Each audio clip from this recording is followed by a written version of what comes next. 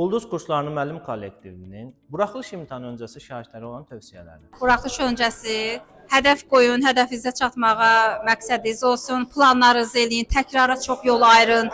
İstər qaydalar təkrarı, istər testlərin təkrarı. İnşallah hər birinizə uğurlar arzulayıram.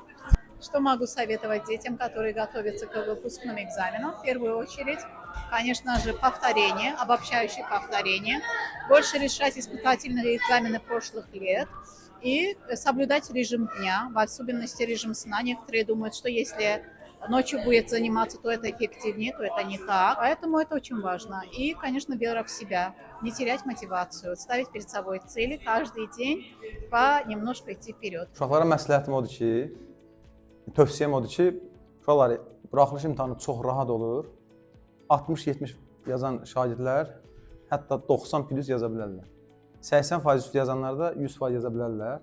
Yəni ruhdan düşməsinlər, əvvəlki illərin qəbullarını hamısını istisnasız hər bir sualı işləsinlər.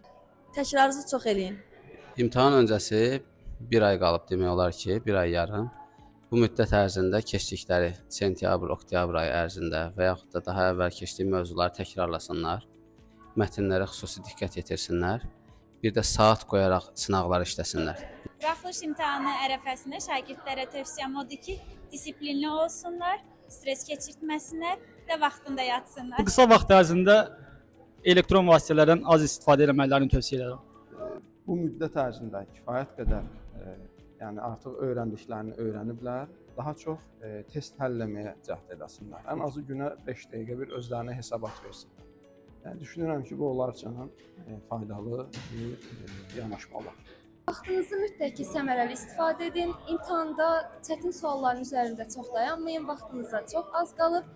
Nə qədər çox əziyyət çəksəz, o qədərin də bəhrəsini görəcəksiniz. Şagirdlərin ən azı 5-6 həftə vaxtları qalıbdır. Bütün proqramı sistemli şəkildə bölüb doğru düzgün şəkildə təkrar etmələrini tövsiyə edirəm. Sosial şəbəkələrdən maksimum az istifadə edin. Здравствуйте, дорогие выпускники 11 класса. Я каждому из вас желаю удачи на экзамене.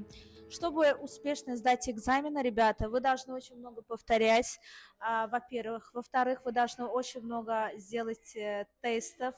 Я надеюсь, что если вы сделаете очень много тестов, повторите, вы все успешно сдадите экзамен. Удачи вам всем.